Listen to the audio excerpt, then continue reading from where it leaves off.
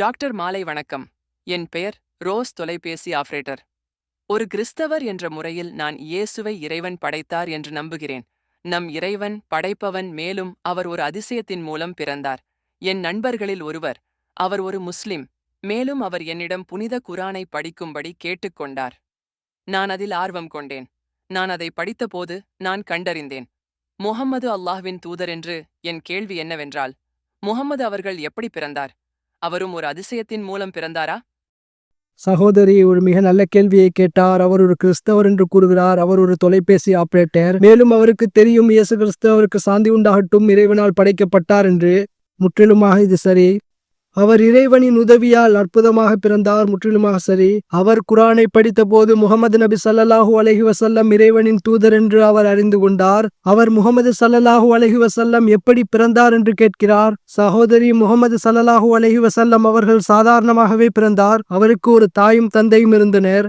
அவர் சாதாரணமாகவே பிறந்தார். அவர் அற்புதமாக பிறக்கவில்லை. ஆனால் யாராவது இயேசு கிறிஸ்து அவருக்கு சாந்தி உண்டாகட்டும் அவருக்கு தந்தை இல்லை என்பதால் அவர் சர்வ வல்லமையுள்ள இறைவன் என்று சொல்ல முயற்சித்தால் இதுதான் உங்கள் புரிதல் என்றால், முகமது நபிக்கு ஒரு தாயும் தந்தையும் இருந்தனர்.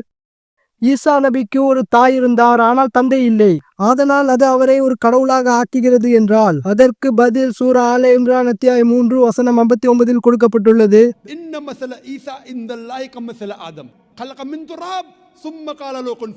அல்லாஹ் சுப்ஹானஹு வ தஆலாவிடம் ஈசாவின் உதாரணம் ஆதமின் உதாரணத்தை போன்றது. அவரை மண்ணிலிருந்து படைத்து மேலும் ஆகு என்று கூறினார், அவர் ஆகிவிட்டார். நீங்கள் இயேசு கடவுள் என்று சொன்னால் அவருக்கு தந்தை இல்லை என்பதால் ஆதம் நபி அவருக்கு சாந்தி உண்டாகட்டும் அவர் அவரை விட ஒரு பெரிய கடவுள். அவருக்கு ஒரு தாயும் இல்லை, ஒரு தந்தையும் இல்லை.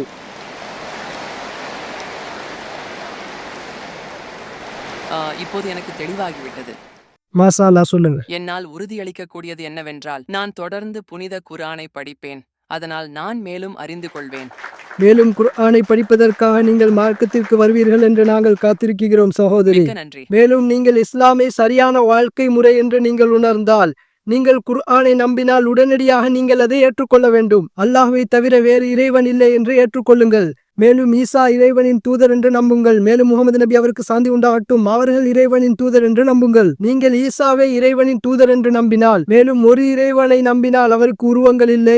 மேலும் முகமது நபி கடைசி தூதர் என்று நீங்கள் நம்பினால், நான் குறிப்பிட்டது போல பைபிளில் குறிப்பிடப்பட்டவர், அப்போது நீங்கள் ஒரு முஸ்லிமாக ஆகிவிடுவீர்கள். நீங்கள் நம்பும் போது இறைவன் ஒருவன், மேலும் ஈசா இறைவனின் தூதர் அவருக்கு சாந்தி உண்டாகட்டும் மற்றும் முகமது நபி கடைசி தூதர் என்று, அப்போது நீங்கள் உங்கள் விருப்பத்தை சர்வ வல்லமையுள்ள இறைவனிடம் சமர்ப்பிக்கிறீர்கள்.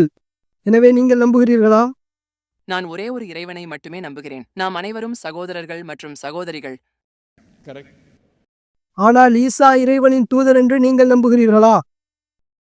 ஆமா. முகமது நபி இறைவனின் தூதர் என்று நீங்கள் நம்புகிறீர்களா?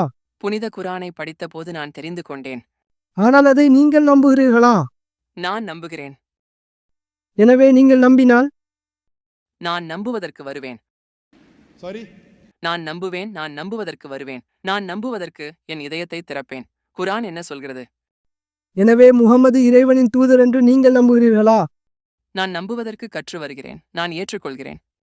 மாஷா அல்லாஹ், நீங்கள் ஏற்றுக்கொண்டால் பழக்கம் பின்னர் வரும். முதலில் நீங்கள் ஏற்றுக்கொள்ள வேண்டும். பிறகு அதனால்தான் நான் குர்ஆனை பற்றி மேலும் கற்பேன் மற்றும் படிப்பேன் என்று உங்களுக்கு உறுதியளிக்கிறேன். ஆம், ஆனால் பிறகு அதனால் முழு உண்மையையும் நான் தெரிந்து கொள்வேன். சகோதரி, ஆனால் நீங்கள் படிக்கும்போது மற்றும் நீங்கள் நம்பும்போது நீங்கள் ஏற்றுக்கொள்ள வேண்டும். நீங்கள் ஏற்றுக்கொண்டவுடன் பின்னர் நீங்கள் அதை நடைமுறைப்படுத்துவீர்கள். அதை புரிந்து கொள்வதற்கும் ஆம், நீங்கள் படிக்க வேண்டும், நீங்கள் புரிந்து கொள்ள வேண்டும் மற்றும் நீங்கள் உண்மையை உணர்ந்தவுடன் சர்வ வல்லமையுள்ள இறைவன் ஒருவன், அவருக்கு உருவங்கள் இல்லை, அவர் பெற்றெடுக்கப்பட்டவர் அல்ல, ஈசா இறைவனின் தூதர். மேலும் நீங்கள் ஏற்றுக்கொண்டால் முகமது நபி இறைவனின் தூதர். அதன் அர்த்தம் அரபியில் நாம் முஸ்லிம் என்று சொல்கிறோம். முஸ்லிம் என்றால் ஒரு மனிதன் இறைவனுக்கு தன்னை அர்ப்பணிக்கிறான். பழக்கம் பின்னர் வரும். பழக்கம் பரவாயில்லை, நீங்கள் தொழுகை செய்ய வேண்டும், நீங்கள் நோன்பு இருக்க வேண்டும். ஆனால் ஒரு விஷயம் முதலில் நீங்கள் ஏற்றுக்கொள்ள வேண்டும். நீங்கள் சொன்னது போல நாம் விசுவாசிகள் என்றால் நீங்கள் ஒரே ஒரு இறைவனை நம்புகிறீர்கள்.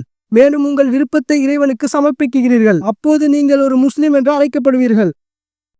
எனவே நீங்கள் சர்வ வல்லமையுள்ள இறைவனை நம்புகிறீர்கள் என்று நம்புகிறேன். இன்ஷா அல்லாஹ். மேலும் முகமது நபி இறைவனின் தூதராக நம்புகிறீர்களா? என்னால் உறுதியளிக்க முடியாது, எனினும் என்னால் முடிந்தவரை முயற்சி செய்வேன். ஆம், நீங்கள் முயற்சி செய்யுங்கள். மேலும் இன்ஷா அல்லாஹ் நாங்கள் அல்லாஹ்விடம் துஆ செய்கிறோம் அவர் உங்களுக்கு வழிகாட்டுதலை, ஹிதாயத்தை தர வேண்டும் என்று.